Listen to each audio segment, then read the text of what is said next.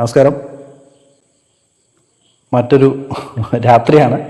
ഇപ്പോൾ നമ്മുടെ ഡ്രാഗൺ ഫ്രൂട്ടിൻ്റെ 2 പൂക്കൾ ഇന്ന് വിരിഞ്ഞിട്ടുണ്ട്. ഒന്ന് ഇവിടെ കാണാം, ഒന്ന് ഇവിടെ കാണാം. അപ്പോൾ ഈ പൂക്കൾ സാധാരണയായിട്ട് രാത്രി കാലങ്ങളിലാണ് വിരിയുക. അപ്പം രാത്രി കാലങ്ങളിൽ ഇങ്ങനെ വിരിഞ്ഞു കഴിഞ്ഞാൽ അടുത്ത ദിവസം നാളെ രാവിലെയൊക്കെ ആകുമ്പോൾ, രാവിലെ ഒരു 8 മണിയൊക്കെ ആകുമ്പോഴത്തേക്ക് ഈ പൂ ചുരുണ്ട് പോകാൻ സാധ്യതയുണ്ട്. ഒരു ദിവസമേ നിൽക്കുകയുള്ളൂ. അത്യാവശ്യം നല്ല നമ്മുടെ നിശാഗന്ധിയൊക്കെ പോലെ നല്ല സുഗന്ധമുണ്ട് ഇതിൽ. അപ്പോൾ ഈ സുഗന്ധം രാത്രി വിരിയുന്ന പൂക്കൾക്ക് സുഗന്ധം ഉണ്ടാകാനുള്ള കാരണം എന്ന് വെച്ചാൽ അത് നാച്ചുറലായിട്ടുള്ള പോളിനേറ്റേഴ്സിനെ അട്രാക്റ്റ് ചെയ്യാൻ വേണ്ടിയിട്ടാണ്. അപ്പോൾ ഇത്തരത്തിൽ നോർമലി ഇങ്ങനെ പൂ വിരിഞ്ഞു കഴിഞ്ഞാൽ നാച്ചുറൽ പോളിനേറ്റേഴ്സ് അട്രാക്റ്റഡായി വെള്ള ഫ്ലവറും കൂടിയാണ്. അപ്പം കൂടാതെ ഇതിൻ്റെ ആ ഒരു നൊക്ടേണൽ ഫ്രാഗ്രൻസ്, ഇത് രണ്ടും നാച്ചുറൽ പോളിനേറ്റേഴ്സിനെ അട്രാക്റ്റ് ചെയ്യും. അങ്ങനെ പോളിനേറ്റേഴ്സാണ് നോർമലി ഇത് പോളിനേറ്റ് ചെയ്യുക, നൊക്ടേണൽ ആയിട്ടുള്ള പോളിനേറ്റേഴ്സ്.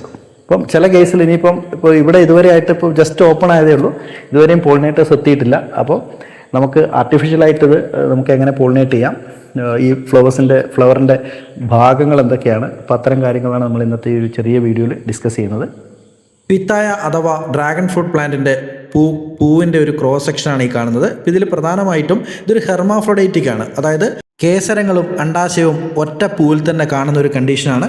ഏറ്റവും പുറമേ കാണുന്ന ആ വെള്ള ഭാഗം, അതാണ് അതിൻ്റെ ദളങ്ങൾ എന്ന് പറയുക. ദളങ്ങൾ അല്ലെങ്കിൽ പെറ്റൽസ് എന്ന് പറയും. പിന്നെ അതിൻ്റെ അടിയിലായിട്ട് കാണുന്ന ആ പച്ച നിറത്തിൽ കാണുന്നതാണ് ബാഹ്യദളങ്ങൾ എന്ന് പറയുക. എൻ്റെ ഉള്ളിലായിട്ട് ആ ഒരു ക്രീമി കളറിലുള്ള അതാണ് അതിൻ്റെ ആൺ ഭാഗം, അതായത് സ്റ്റേമൻ എന്ന് പറയുന്ന, കേസരം എന്ന് പറയുന്ന ഭാഗങ്ങൾ ഒരുപാടെണ്ണം ഉണ്ട്. ഒരു ഫ്ലവറിൽ ഏതാണ്ട് ഒരു 1000-ലധികം ഇതേപോലുള്ള സ്റ്റേമൻ ഉണ്ട്. ആ സ്റ്റേമനിലാണ് പൂമ്പൊടി ഉണ്ടാകുക. അതുപോലെ ഇതിൻ്റെ മധ്യത്തിലായിട്ട് കാണുന്ന ആ ഒരു സ്ട്രക്ചറാണ്, നീണ്ട് നിൽക്കുന്ന ഒരു സ്ട്രക്ചറാണ് ഇതിൻ്റെ അണ്ടാശയം എന്ന് പറയുന്നത്.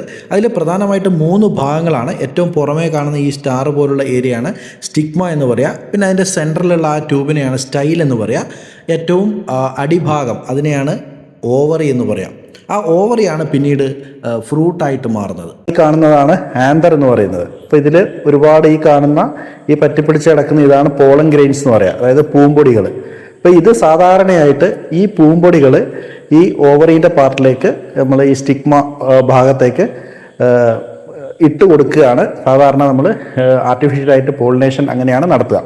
നോർമലി ഇതൊരു നൊക്ടേണൽ പ്ലാന്റ് ആണ്, അതായത് ഒറ്റ നൈറ്റ് മാത്രമേ ഇത് ഫ്ലവർ വിരിഞ്ഞിട്ടുണ്ടാവുള്ളൂ. അപ്പം തൊട്ടടുത്ത ദിവസം രാവിലെ ആകുമ്പോഴത്തേക്കും ഒരു 8 മണിയൊക്കെ ആകുമ്പോഴത്തേക്കും ഇത് നല്ല വാടാൻ തുടങ്ങും. അപ്പോൾ അതിനു മുമ്പ് സാധാരണ ഇതിൻ്റെ നോർമൽ പോളിനേഷൻ നടക്കുന്നത് നൊക്ടേണൽ ആയിട്ടുള്ള പോളിനേറ്റേഴ്സ് ഉണ്ട്, അതായത് നൊക്ടേണൽ പോളിനേറ്റേഴ്സ് ആയിട്ടുള്ള ഇൻസെക്റ്റുകളുണ്ട്, പ്രാണികൾ. അപ്പോൾ ആ പ്രാണികളാണ് ഇതിൻ്റെ നല്ല അട്രാക്റ്റീവ് ആയിട്ടുള്ള സ്മെല്ലാണ് ഇതിന്.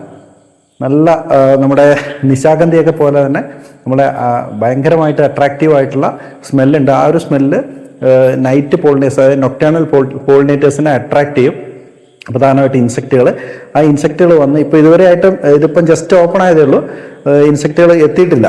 അപ്പം ഇനിയിപ്പം ഒരുപാട് ഫ്ലവേഴ്സൊക്കെ ഉണ്ടെങ്കിൽ നോർമലായിട്ട് ഈ ഭാഗത്ത് ഇൻസെക്റ്റുകൾ ഉണ്ടാവും.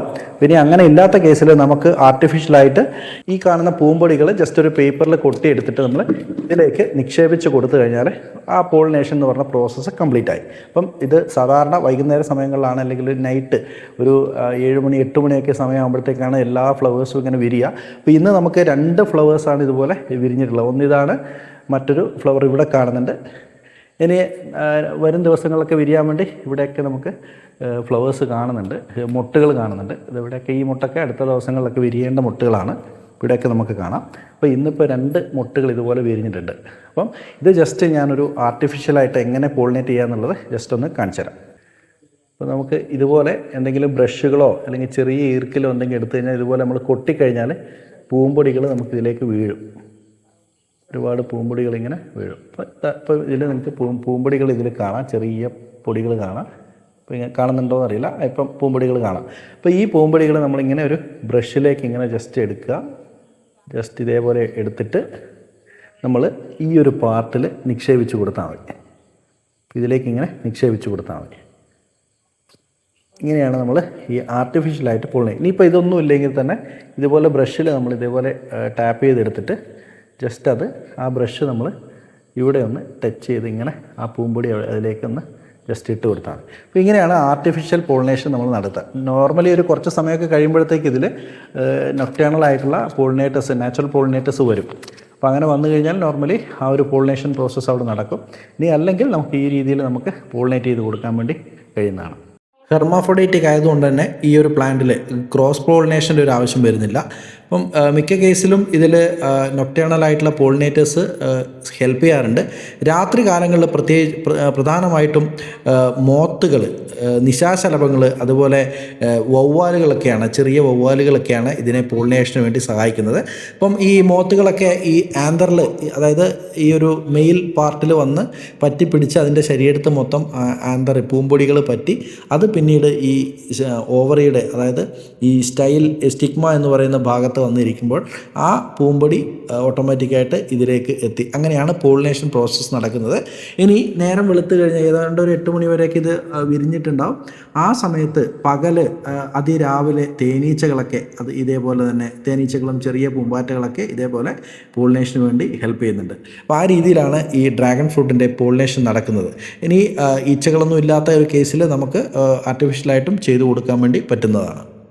കാക്ടസ് വിഭാഗത്തിൽപ്പെട്ട ഈ ഒരു പ്ലാന്റിൻ്റെ പൂക്കൾ നമ്മുടെ നിശാഗന്ധി അല്ലെങ്കിൽ അനന്തശയനം അതിൻ്റെയൊക്കെ പൂവിനോട് വളരെയധികം സാമ്യതയുണ്ട്. ഡ്രാഗൺ ഫ്രൂട്ട് അഥവാ പിത്തായ ചെടികളുടെ സ്വദേശം എന്ന് പറയുന്നത് മെക്സിക്കോ, അതുപോലെ മധ്യ ദക്ഷിണ അമേരിക്കയാണ്. എങ്കിലും ഇപ്പോൾ India, China, Vietnam, Malaysia, Indonesia, Philippines തുടങ്ങിയ തെക്ക് ഏഷ്യൻ രാജ്യങ്ങളിലും കേരളം, ശ്രീലങ്ക തുടങ്ങിയ ദക്ഷിണേഷ്യൻ രാജ്യങ്ങളിലും ഇവ സുലഭമായിട്ട് കാണപ്പെടുന്നുണ്ട്. ഇപ്പോൾ ഇന്ത്യയിലൊക്കെ ഒരുപാട് സ്ഥലത്ത്, ഇന്ത്യയിൽ മാത്രമല്ല നമ്മുടെ കേരളത്തിലെ ഒരുപാട് സ്ഥലങ്ങൾ, കേരളത്തിലും കർണാടകത്തിലൊക്കെ ആയിട്ട് ഒരുപാട് സ്ഥലങ്ങളിൽ വളരെ വ്യാവസായിക അടിസ്ഥാനത്തിൽ ഡ്രാഗൺ ഫ്രൂട്ട് കൃഷി ചെയ്യുന്നുണ്ട്. നമ്മുടെ ട്രോപ്പിക്കൽ കൺട്രീസിലുള്ള കാലാവസ്ഥ ഇതിന് വളരെ അനുയോജ്യമാണ്. ഇതിൻ്റെ പഴങ്ങൾ പറിച്ചതിന് ശേഷമുള്ള അതിൻ്റെ ആ ഒരു തണ്ടിൻ്റെ ഭാഗമാണ്, ഏതാണ്ട് ഒരു 3/4 മീറ്ററോളം നീളം വരുന്ന തണ്ടുകളാണ് നമ്മൾ ഇതിൻ്റെ പ്രൊപ്പഗേഷന് വേണ്ടി, അതായത് പുതിയ തൈകൾ നടാനായിട്ട് ഉപയോഗിക്കുക.